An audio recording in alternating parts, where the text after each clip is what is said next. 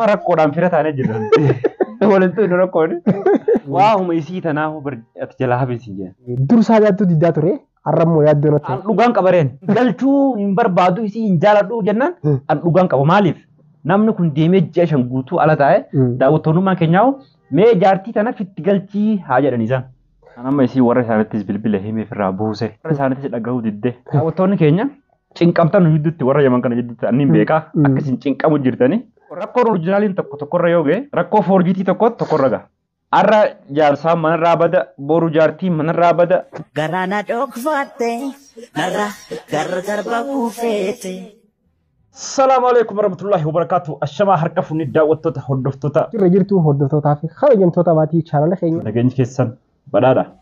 Bakkuma jirtanitti gaa salaamtaan teenya ta'uun irraa buqqaate isin haga isin jecha Bannee jirraa deebinee jirraa haadha manaatiin na bilbileete haadha mana keetiitiin na bilbilee jedheeti na bira dhufee dhugaa dubbachuudhaaf isiniin dhiisee bilbilaa isiin bilbilaa oltii jalaa kaasuun dideen. dhuguma saniin waa'ee haadha manaa yaaddoodha kana yeroo dubbannu jechuudha. Hedduu takka qeernu jechaati yeroo nuti kadhannutti hedduu takka kadhachaan ture waa hedduudhaan arra buurna jettee walitti dhaammannee jechuudha. Baay'ilama kaannee turre garuu immoo yeroo sanitti baay'ilama nuuf guutuu hin dandeenye ji'a tokkoof jechuudha.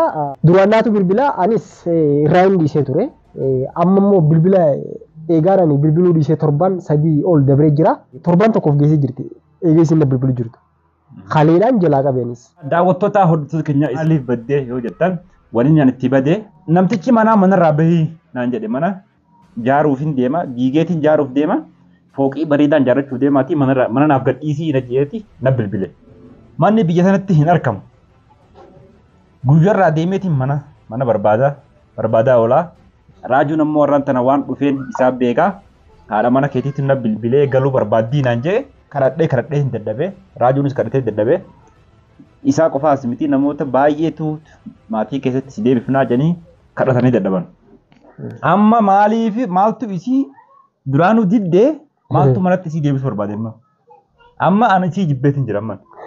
Joottanii walitti hin taphatu namni bultii wajjin gaare bultiin taphan ta'uu amma isiin taphatu jirti. Kana booda waa'ee isii hin barbaadu jecha jirtu. Cufeetiin jiran. Numaan fuudhuu kana boodan. Isii yoo deebisuudhaaf duuba. Laa kalaas. Hafte isiinis. Asirratti jechuudha dhuguma sanii yaaddoo ani gana bilbilaa jirtu torbaan geessee jirti garuu immoo guyyaarraa wal garra naaf ni beekta wal garra.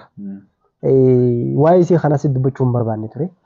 Maaliif hogguunsi bilbilee ati silkii jalaan qabdu. Maaliif tokkoffaa waa'ee tasliim na gaafatteettee yaadda. San maaliif si gaafadha? San dhiifnee bira kunneen duraanuu isii hin jaalanne daawwattoota hordoftoota keenya waa'ee tasliimammaa ta'an raajuu kaasee tasliim si badii qabaa naan jettanii turtan. Viidiyoon eegana gadhiise viidiyoo laaptooppii keessa jalaa badde kan gadhiise sani yaaddoo si badii qabaa naan jechaa turtan. Tasliim maaliif ibsu daatte? Nama dhalaatu jira naa hime. Kanaan dura ifuma siitii durbummaan qabaa. Durbummaan qabaa jettee waa baay'ee haasawaa turte. Namni afaan tokko durbummaan qaba jechuudha. Afaan tokko keessa arrabni lama jiru. Arrabni lama jiru. Durbummaan qaba jettee deebitee hin qabachuun rakkisaadhaan mire. Yoo natti heerumte kaa durbummaan sun mee yennaa mire nuti. Sababa saniitirraa kan ka'e isiin ibsodaatte kalaas achumaan mana rabatte hafte isiin. Kanaaf ani badiin qabu. Badii eenyuu qaba isii qaba. Nama sadarkaa san ga'ee durbummaan qabaa jedhu. Achi gubbaan mucaa sanii wajjin baay'ee deddeemaa turte. Biyyatti yoo kan jedhu waa baay'ee jira. Isumaan beekuutiin beektee waan akkasii tole jedhee ni beekte. Dhalaan jalaa naa himte asuma jirti. Dhalaan otaa waan akkanaa himtu. Isummaanuu qaanyoftuudha. Ati tana anaatu isii beekaa. Bakka akkasii deddeemu turte waan laa jette. Ibsudaatteetuma deemte daawwattoota hordoftoota keenya. Ta'uu mala. Ibsudaattee deemte malee wanni yaaddoon balleessee takka illee hin jiru. Wanni deebideen raajuu harka jirti. Waa'een viidiyoo irraa waraabisan illee sitti himeetiin jira. Haala isiin jettee si jechuudha. Akkina fakkaatu jechuudha. Nuti barbaacha dhiifnaan isiin amma nu barbaadu jirti. Ana ammoo maal hin jeeni baala gizee hin jeen. Yeroo wanni hundi yeroo qabdi gaafa nuti barbaadaa durre silkii nurra cufatte Arrammoo ifi finarra bilbiltee nu barbaadaa jirti galuun barbaadaa jechaa jirti. Amma immoo hayyamni sirriidha jee yaadan. Anamma isiin deebisu. Isiin deebisu. Jechuun kaachaa. Amma duraan isiitu didaa ture. Isii didaa ture. Amma anaa dida. Maaliif? Maaliif? Waa balleesseeti mamman. Eeywa. Laal noormaalii ijoollee tanaas waa hunda godhuufi bare ijoollee tiyyaaf. Rifeensa isaanii tolchuufi bare nyaata godhuu duraan hin beeka. Rakkoon amma nuuf biraa kuttee jirti. Isiin rakkoon isarratti gatiidhaa jetteeti kaatee deemtee warra arabaa jeeshan immoo jeeshan jirti. Jeeshan guutuu warra arabaa taa'u jirti. Jaartuma takka laal haadha manaa sababa tokkoon malee deemtee ji'a jaba akka biraa ta'ise ifitti deebisuun sirrii bitu. Anamma viidiyoo irraa hanga waraabisan irraa waatkishoo waraab malee jecha wajjin haasofne guutuu siin himne siin qabamma sirra dhaabbadhu siin tura haadha ilmaaniiti. Tokkoffaa ati raajuu yaaddoon akka yoo naa bilbiluu baate yaaddoo yoo bilbilan jalaa qabu baate ati akkamitti atis akkamitti fisikii na jalaa qabu hiddee itti. Ani immoo yeroo xiqqoof torbaan tokkoof na dhukkubaa ture. Akkuma viidiyoo tan duraa keessa jettee jechuudha na dhukkubaa ture. Waa'ee silkiitiin wal quban qabu dhuguma sanii jechuudha. Irraa wal quban qabu jechuudha. Bas maaliif ati immoo ogguun akkana jee hin didiiniiti siin haadha ilmaaniiti ilmaan kiyya yaadeetiin jira jetti. Halas waa hedduudhaaf dhufee haa dhuftuuti dhufteeti wal haasofitanii jechuun barbaadan. Dhufteeti. Laa raajuu dhiyeessinarra. Laa akkana hin jiru. Anama waa'uma isii tana gurraanuu dhaga'u jibbeetiin jiran. Jechuun kaa. Kadhanne kabanye ulfeessine dadhabneemi. Bara ammaa asirratti ji'a tokko guutuudhaaf akkamitti naan bilbilin inni jettee ati illee hin bilbilee fi silkillee jalaa qaban jirtu akkana fakkaatti. Laa amma jibbisiiftee hojii. Laa amma ati akkas hin jiiniiti haadha ilmaaniiti. Haadha ilmaaniiti jenneetiin illee ati obsitee jirta bara rakkinni si bira hin jiru. Garuu ammoo haala kamitti akka isin deebuu dandeessu haala mijeessin jechuu barbaadan. Raaju an dubbiin takkuma. Nama kana duraan kadhanneemi. Kadhanne. Dadhabnee mire. Maaliif arra boru maaliif namitti sanuu fuudhan jettisi. Tunis. Isin nu shakkiteetii miti. Yoona isin waan kattate jiraachuu. Yoona garaa keessa waa godhattee jetteeti. Akka wanti takkaillee nu gidduu hin jirre harkitee jirti. Kana waan taateef anamma isii deebisi anamma nuti rakkoo baranne rakkoodhaan wal baranne. Laa amma rakkinni sirrii jiru hin jiru. Nu hajaartee jirutu rakkina qaba jechuudha. Amma rakkoodhaan fira taanee jirra.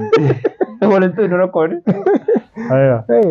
Yaaddoon ammaan tana akka durirraa tasgabbaa taatee jirta waa hedduudhaafis takkittuma gaammanaa ammaan tana irraa bahisiin jiran kanaaf malee rakkinni guddaan jiru. Anamma akkana fakkaatutti mana haadhallee uggoote natti himtee turte maaliin jee ture beekadhu osoo ijaartiin teessitti bilbilin dura. Yaaddoon kun dhiiroo abbaa manaa guyyaa dhiyoo inni sitti haasoosan osoo hin argin dura. Kanas manuma kanaa akka isin beeni jiraachuu barbaade jeeti. Akkas jeeti yaadee ture beektaa. Gaafaan asitti galuu waliif firmaa gooneeti. Gaafaan mana kana niin tolfadhaa irraanaa bahii siin jedhe irraanaa bahii naan jedhe miti. Yeroo hedduu itti dubbannee itti bilbilee ni beektaa. Ammoo ani torbaan tokkoof sitti isin dubbanne silkii na bilbilaa turte jalaan qabne. Garuu ammoo halee jalaa kaaseetiin dalagattiin jiraan jeen harkaan dalagattiin jiraan jeen akka gartee cufatti bee tama mugguu dalagaa fixee naa deebisinan jette. Ani ammoo kaameeraa kaaddeetiin silkii deebisee bilbileef jechuudha. Saniifuu waa hedduu hojjiraa soine garuu immoo waan asirratti miidiyaa irratti bahuu ta'a qofaan as baase malee waan hedduu hojjiraa soine jira. Saniifuu isiin galuun barbaadaa jechaa jirti. Ati hoo akka miraraa taree. Anamma isii warra isaanittis bilbila himeef irraa buuse. Maal jetteen? Warra isaanittis dhagahuu didde deemii galii jeniin gara ijoolleedha. Akkuma gartee yeroo daawwattoonni lakkoofsa isiin irraa fuudhanii itti bilbilanii tole niin galaa jettee achumaan hafte sanitti isaaniinis tole niin galaa jettee achumaan hafte. Kanaafuu nama akkanaa wanni godhanii jirtu. Warra Yaman kijibduu jechaa jira namoonni baay'een daawwattoonni kijibduu warra Yaman piraankii warra Yamanii jira. Warri Yaman kun rakkoo qaban rakkoon isaan qaban daawwattoota. Yoo fakkeenyaaf ammaan tana ani niitiidha jaartii xiyyaa walitti aaree manarraa bee ka ollaa jiru kunis aaree manarraa ba'a. Walaa warri waan kun na jaabisiise dhugaa dubbachuudha. Dhugumaan piraankii nama fakkaata. Jechuun kunis abaluu akkas godhe inni nu maal goone anis maal na godhaadha bakka. Yoo amma dhalaan takka kaatee deemte dhalaan biraa hiriyyaan siisanii kaatee deemti. An takkaa uummata kanatti sin agarree. Wanni akkasiitiif beektaa? An silaa uummata kanaa waliin hirmaachuun barbaadu. Xiqqishoodhaa yaaddoo sirra wanna fakkaatu. Biyyi keessa jiru tuni biyya Arabaati. Namni keenya immoo biyya bilisummaan jirtu immoo yommuu namni keenya immoo akka teessii galu barmanjii irruudha. Duraan akkatti guddatee barmanjaa irraa irruudha. Garuu ammoo hogguunii fi isaa barmanjii irraa irruudha hogguu biyya tana dhufe dhalaan Arabaa waan feetee balleessitee qubatti laattu. Biyya tana shari'aadha. Qubatti laatu jechuudha. Yoo danda'amte haadha sitti himtaa yookaan obboleettitti himta malee qubatti laattu. Jaarsini jechuudha. Gaddabnaan indoomish indaabush jeniin kuti. Deebii karaa haadha keetii karaa abbaa keetii yoon irraa ayyaana. Taasisan bakka itti deebisan jirtu? Biyyatti immoo rakkinni keenya teenyatu jechuudha. Deem karaa haadha keetii haasqee qeelchuu jechuun ati rakkina fakkeenyummaa ati yoonii fi walloo tansii fi walloo qabaattan deem karaa uummateetii jettaan. Rakkina isiin qabsan haadhaa fi abbaa isitti himtaati. Dhiira waan ta'eef. Garuu teenya barmayyaa irraa jiruudha. Haadhaaf abbaan baargama jira. Si galee? Haadhaaf abbaan baargama sanuma. Dhiirtiin sanuma. Guutuu keenya ka barmayyaa irraa jiruudha. Dhiirtinis dhugumaan barmayyaa irraa jiruudha. Mimoorrii waan irraa jiruutu jira. Namni kun bara biyya kanatti keessattuu biyya Arabaa tana. Ifumarraa jalqabee nama wallaalaa dhufa. Beekamaadha. Osoo hin baranne osoo ogummaa takka hin qabne dukkana deemaa dhufne nuti. Walaa dhugaadha. Dukkanuma deemaa dhufne. Akkuma dukkana deemaa dhufne biyya dukkanaa dhufti. Biyya dukkanaa dhufne akkasuma jirra. Akkasuma jirra. Kanaafuu daawwattoonni keenya cinqamtan hedduutti warra Yaman kana jidduutti anniin beekaa akkasiin cinqamu jirtanii. Arra jaarsaa manarraa bada boru jaartii manarraa bada. Namni walakkaan kijibduu warra Yaman. Firaankii warra Yaman jiru jiran. Dhugaadha. Garuu akkasuma keessa ka dhugaadhaan wal dabanii. Rakkoon orijinaaliin tokkorra yoo ga'e rakkoo foorjiitii tokkorra ga'a. Beekama. Si ajaa'ibsiisa wanni kanaati. Kanaafuu daawwattoota hordoftoota keenya haati manaa niin deebi'aa jetteetti raajootti bilbilte. Kana booda anaatu isii hin barbaanne gonkumaa. Maaliif dhaabbu siin qaba? Dadhabeetiin jiranis dhaabbe. Waa'ee isii dhiiseetiin jiran. Waa'ee isii keessaa ba'e. Karaa sobaan dabran deebiin nama dhibaa jettee Oromoon. Sobdee achumaanuu hafte. Hayyee maal nama kana akkamitti deebisan manatti? Anammaan kana garuu carraa tokko silaa kanneen filane gaariidha. Haa dhuftu ana dhagee yaaddoo haa dhuftu duraan nu bira teesseeti anaaf isin ba fuulatti waraasuu dadhabne miti silkiidhaan malee hanga irratti eega manaa baate waliin garinaaf isin yoon kijibe malee guyyaa tokko deeqaa 5 yookaan sakandii 5 akkan dhuftee kijiba jettee qottee mana kiyya. Inni sanii waliin garreef. Maaliif har'a garuu immoo haa dhuftee fuulatti rakkinni kee kana sirreeffattaa awwaajjuu yeetiin jire yaaddoo yuutuubaa haa dalagu hin jeen yaaddoo yuutuuba dalagu jeen hin dalagu jette. Dhalaa gaafadde. Dhalaalee dhaa wajjin eegaati wajjin dalayne eenyu dhalaalee dhaa wajjin akka fedhe taa dalagu an dhalaan hayyameef takka turte tasliim fuudhii isii dhaa wajjin dalaytaan jeeni wanni ilanii torbaan tokko kanneef akka tasliim fuudhee tasliim wajjin yuutuuba dalagatu anammoo manatti hin deemu barbaadaa jettee mire tasliim addaa ta'e jireenya jette dhalaa fedhee hojii dalagatu hin jaarsa kiyyaa akkamitti dhalaa fedhee hojii dalagataa jettee mas. An jaarsasiitii miti. Rakkina hedduudhaati bas jechuun haalatu. An jaarsa saadaatii miti. Kana booda hin qaboon duwwaan jira. Kanaafuu waa'ee isii kana haasa'uu jalaa dhaabbanne nuti. Amma raajuudha keessa. Anamma waa'ee biraatiin biizii ta'u jiran. Tokkoffaratti magaalaa tana keessa wajjin jirraami. Wajjin jirra. Manni kan argamne beektaami. Nin beeka dhugaadha. Halkanii fi guyyaa deemeetiin bakka dallaalaa bakka maktabni biiroon dallaalaa jirtu deemeetiin mana barbaadaa oolan. Amma dhuftee tana mataaraan oowwisiniiti waa'ee saadaa bira kuti. Siigalee? Xayyib yaaddoo ammaa asirratti dhaabbadhu erga mana garree booda na dhagee manni haa harkamu erga mana harkame booda yoo goote hoo duuba. Akkam? Saniifuu amma biizii nama. Waa'uma isii tanaafu ati jalaa habeesii jeen.